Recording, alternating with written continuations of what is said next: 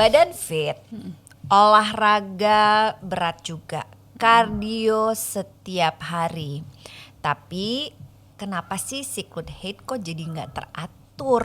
Ketika estrogennya udah turun, reseptornya udah nggak ada di bagian situ, akhirnya larinya ke perut.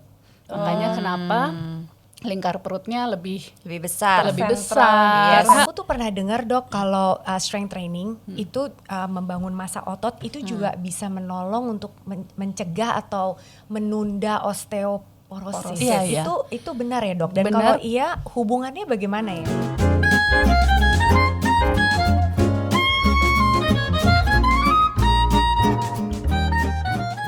Hai sahabat Kian, pandangan dan opini yang disampaikan dalam episode ini merupakan milik narasumber dan ditujukan untuk edukasi serta informasi semata. Konten ini tidak menggantikan saran atau diagnosis atau perawatan medis profesional. Untuk kebutuhan yang sesuai dengan kondisi masing-masing, sahabat Kian disarankan untuk berkonsultasi langsung dengan dokter atau tenaga kesehatan terpercaya. Hai, saya Arleta Danisoro beserta Lena Budiman dan juga Dian Purba. Selamat datang di podcast Sahabat Kian. Dan mudah-mudahan di podcast ini, melalui podcast ini kita tuh harapannya diri kita nih, ya kami bertiga di sini dan juga tentunya sahabat Kian yang menyaksikan podcast ini juga bisa lebih mengenal dirinya di fase ini, di fase yang sangat membingungkan ini kan Lena, Dian, ya kan? Banyak hal-hal yang kayaknya ini apa nih yang terjadi pada diri kita karena memang hormon kita ini lagi berfluktuasi. Karena pembahasan kita adalah di fase perimenopause, menopause dan juga postmenopause. Dan ini adalah biasanya terjadi pada perempuan usia 35 tahun ke atas. So, kalau sahabat Kian adalah 35 tahun ke atas, this is the podcast for you. Jadi kita bisa lebih mengenal diri dan bisa menjalani kehidupan dengan lebih percaya diri lagi ya. Dan tentunya karena Kian bertambah usia, Kian lebih menikmati hidup. Nah, kali ini kita akan membahas pertanyaan-pertanyaan yang sudah kita tampung yang tentunya dari sahabat Kian semua ini pertanyaannya, dan untuk menjawab pertanyaan itu semua kayak ujian nih ya. Bukan kita ya, karena kita bukan ahlinya, tapi kehadiran seorang teman, seorang sahabat kami bertiga yang seorang dokter Obgyn, namanya adalah Dr. Dinda Derdamesya. Dok Din biasa kita nyebutnya. Terima kasih loh Dok Din sudah mampir ke studio sahabat Kian. Ya, jadi Dr. Dinda Derdamesya ini adalah lulusan Fakultas Kedokteran Universitas Indonesia tahun 2007 dan memang memiliki ketertarikan dan perhatian yang sangat lebih terhadap masalah menopause, perimenopause ini. Jadi makanya Dok Din ini sangat selalu bersemangat kalau kita ajak ngobrol. Pokoknya hayu mau. Tanpa berpikir hayu mau. Nah, Dok Din selamat datang. Selamat datang. Untuk yang kesekian Terima kalinya. kasih udah diundang lagi. Kita sih seneng. Ya kan, kita seneng banget. Nah, ini banyak sekali pertanyaan-pertanyaan dari sahabat Kian. Dan ini mulai dari yang pertama aja ya. Pertama nih ada yang nanya gini. Badan fit, olahraga berat juga, kardio setiap hari. Tapi kenapa sih siklus haid kok jadi nggak teratur? Ya, jadi kan kita udah sering bahas masalah perubahan badan di masa memasuki menopause, yaitu perimenopause. Itu banyak gaya hidup yang memang harus dirubah. Ya. Salah satunya diantara adalah olahraga. Jadi jenis pemilihan olahraga tuh kita memang harus lebih paham dan lebih tahu lah, lebih aware. Kenapa? Karena badan di perempuan yang memasuki perimeno dan meno itu bawaannya memang sudah inflamatif gitu. Jadi ketika diberikan olahraga yang berat, olahraga yang high intense, dia akan semakin meningkatkan kortisol atau hormon stres. Oh, jadi Tambah justru badan stres kita ya. tambah stres ya? Dikala tambah stres, hormon itu akan ngeblok atau mempengaruhi si hormon seks hormonnya, estrogen sama progesteron yang memang udah fluktuatif dan progesteronnya udah mulai turun gitu. Jadi biasanya keluhannya tuh kalau misalnya olahraga berat, tiba-tiba mensnya berhenti. tiba-tiba haidnya berhenti. Makanya banyak mungkin yang punya pengalaman yang sama latihan maraton atau high rock sekarang kan di atas usia 50 tiba-tiba Aduh enggak deh, terima kasih. iya, tiba-tiba menstruasinya tuh berhenti gitu. Ini kenapa? Apa gara-gara olahraga ini jadi menopause gitu. Tapi ternyata dia hanya terhenti sementara karena kortisolnya ngeblok si seks hormonnya tadi, estrogen sama progesteron. Jadi memang pemilihan jenis olahraga juga harus lebih diperhatikan, terutama yang lebih ramah terhadap persendian ya.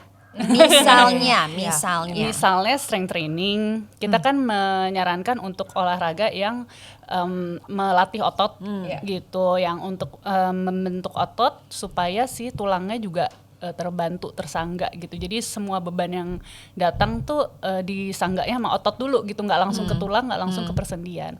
Telena olahraganya? Saya olahraganya Dia mah Susi Susanti.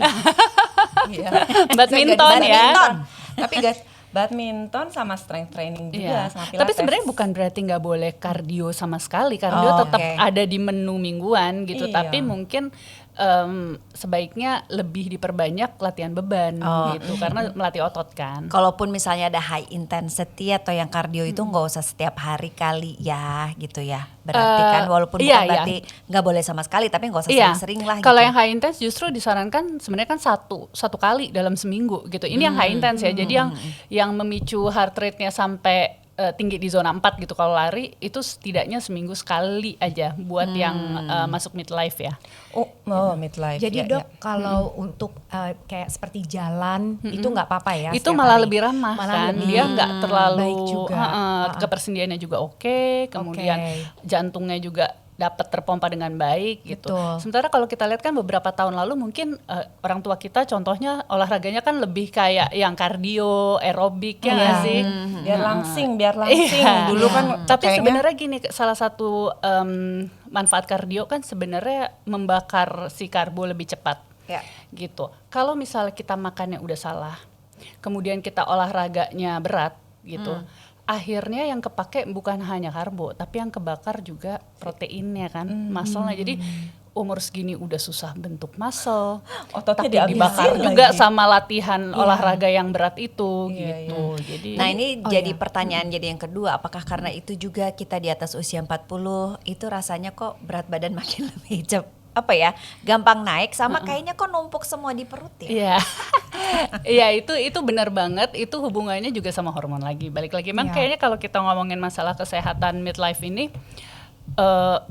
masalahnya hubungannya emang sama hormon ya. Jadi kan mungkin kita udah pernah bahas juga waktu itu di episode 1 di mana di badan kita penuh dengan reseptor si estrogen gitu. Jadi kita tuh banyak dari otak, mata, telinga, mulut itu semua sampai kaki juga sampai persendian tuh banyak banget reseptor estrogennya gitu.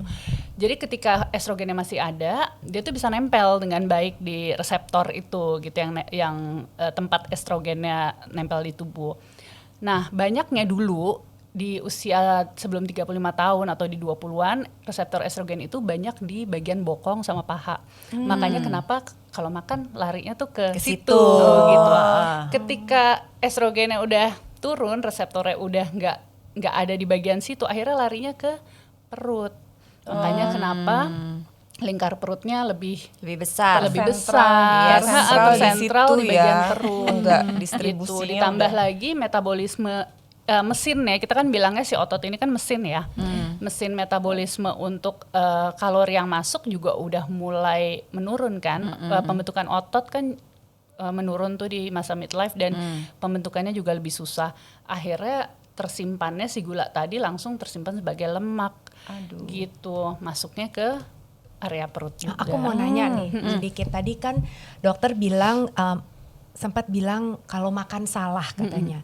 Jadi makan yang salah itu seperti apa dan makan yang benar itu seperti apa untuk yang kita di usia perimenopause? Jadi mungkin takaran antara karbo, protein, lemak sama mineralnya.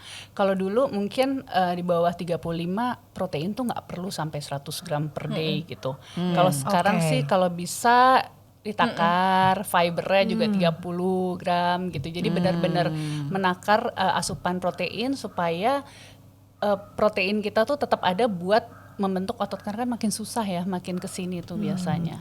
Kalau dulu, bukan dulu ya, saya pernah baca kalau protein itu kan nggak boleh kayak ya udah dikejarnya pas lagi dinner aja gitu. Jadi makan steaknya gede gitu. Ternyata kan harus di spread pagi, siang dan malam.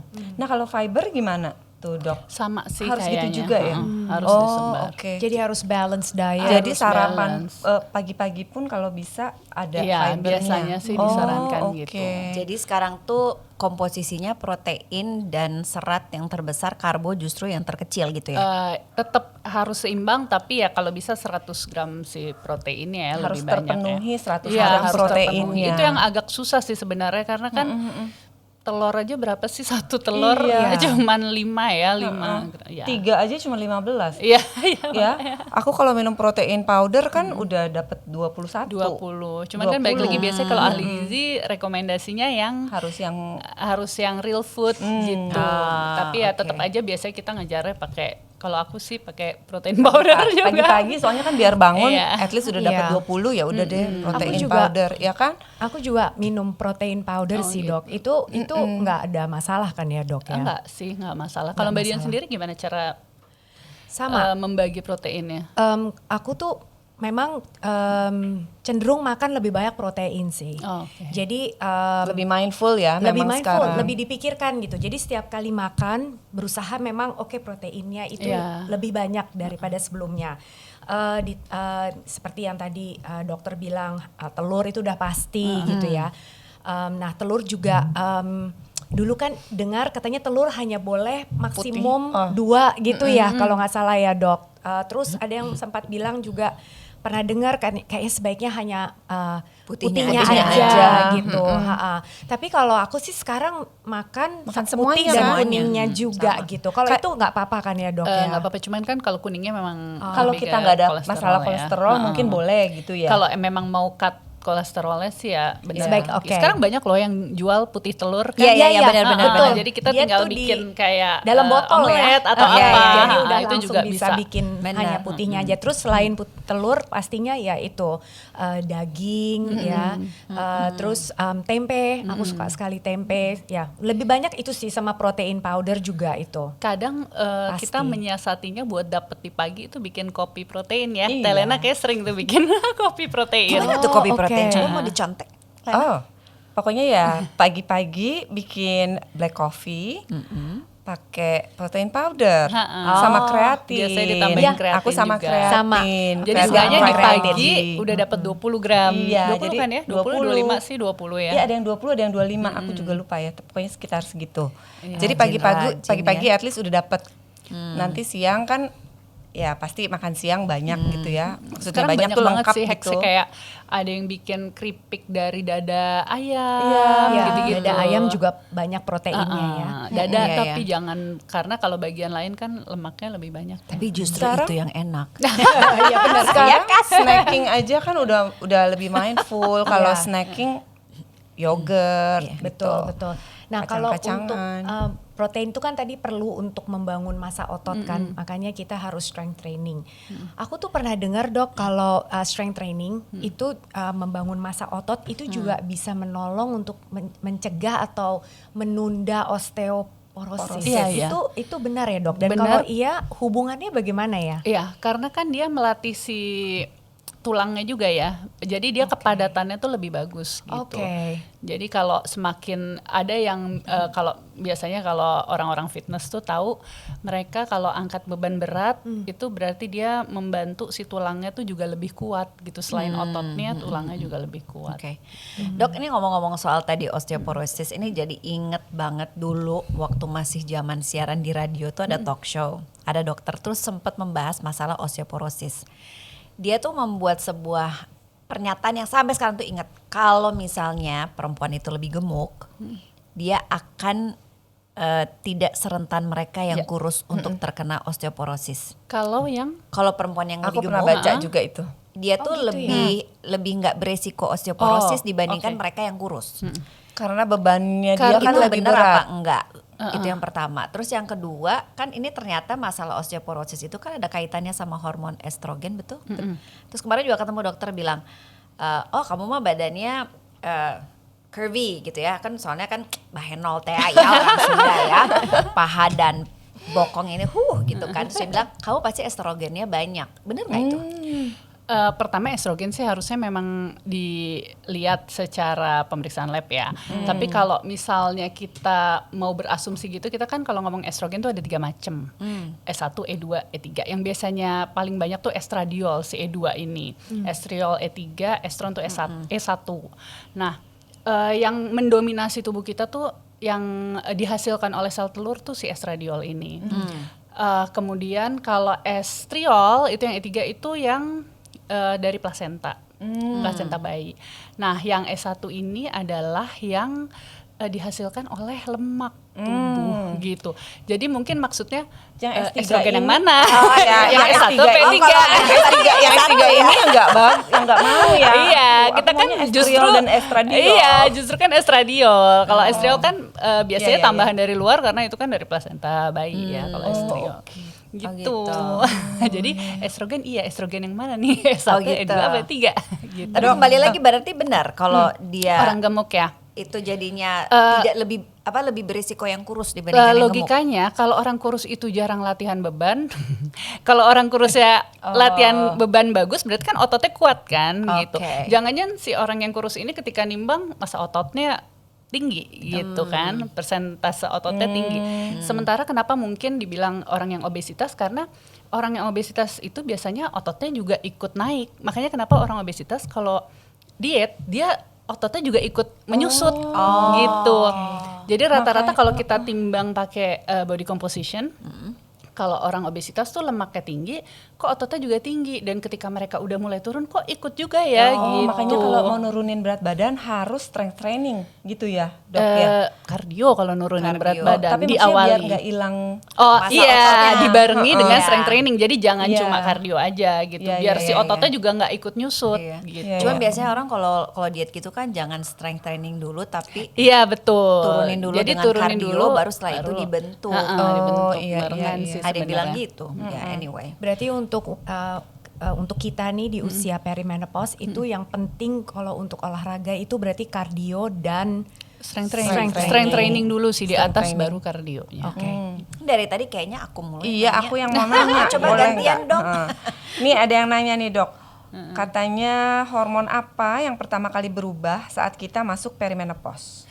Saat masuk perimenopause itu kan berarti umur 35 tahun ya. Biasanya kalau kita cek laboratorium itu progesteronnya dulu. Jadi kalau kita tahu hormon perempuan tuh kan ada estrogen, ada progesteron. Kalau estrogen tuh yang fluktuatif, yang naik turun, yang bikin kita brain fog, yang bikin kita cepet gemuk, mungkin nurunin berat badan susah.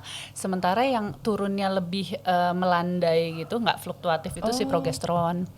Makanya banyaknya keluhannya progesteron tuh calming hormon, susah tidur, mood swing. Oh, itu karena Langsung kayaknya jelek kita merasa. Progesteron Aku banget nih. Iya, Keren. progesteronnya turun, terus mood swing, terus ya anxiety, depresi, cemas, itu semuanya tuh akibat si Biasanya calming progesteron hormon ya. itu progesteronnya gitu. Ketika estrogennya udah mulai naik turun, ketika turun mulai hot flash. Mulai keringat malam yang nggak jelas, kadang kedinginan, kadang vasomotor lah kita bilangnya, gangguan vasomotor. Oh, Iya, oke. Jadi biasanya Dan progesteron turun itu kadang hanya menimbulkan keluhan seperti susah tidur, yang mungkin dulu orang juga nggak ngerti ya itu susah tidur Dipikir karena karena si hormon menua aja progesteron. sih. Mereka akan datang ke dokter ketika udah ada gangguan dari siklusnya, karena progesteron yang turun itu kadang suka spotting. Si cewek ini datang kenapa spotting? Jadi in between di Haid, tengah siklus ya. siklus Dia bisa suka tiba-tiba ada spotting. spotting. Oh, jadi itu. Ini Iya, juga termasuk pertanyaan jadi biasanya kita salah satu yang masuk supportnya, DM nih. kita supportnya tuh pakai si progesteron ini gitu. Oke. Berarti spotting di tengah siklus itu juga menjadi salah satu tanda perimenopause Iya, ya, Dok ya. tapi nggak semua perdarahan di luar siklus itu karena hormon ya, karena kita juga harus memikirkan si organik lain kayak anatominya, dia udah pap smear belum gitu. Kita tetap harus memeriksakan si mulut rahimnya ada luka apa enggak, Harus ada itunya dulu yang diperiksa iya, ya. karena itu sesuatu yang paling mudah sebenarnya kalau pasien datang kan kita bisa langsung periksa, lihat mulut rahimnya ada polip atau enggak. Kalau kita USG ada miom atau enggak, taunya perdarahan di luar siklus, kita udah beresin hormonnya ternyata ada polip besar di serviksnya atau di mulut rahimnya, itu kan juga bisa menyebabkan spotting gitu. Jadi kita harus memastikan organiknya aman, anatominya nggak ada masalah, baru kita pikirkan ke arah si hormonnya. Gitu. Jadi di usia perimenopause itu sebaiknya untuk cek seperti ini berapa sering, Dok? Biasanya rutin kan setahun sekali ya kalau Pap smear pemeriksaan Pas rutin papis. ginekologi. Jadi mau pap smear atau USG itu pemeriksaan screening perempuan lah. Oke. Itu kan masuknya ke situ. 1 tahun sekali cukup Setahun ya? sekali cukup. Iya. Gitu. Ada satu lagi ini pertanyaan mengenai hormon replacement therapy. Katanya dia udah menggunakan HRT selama 2 tahun. Tapi kok tiba-tiba keluhannya muncul kembali? Sahabat Kian, nantikan jawaban Dokter Dinda di episode berikutnya.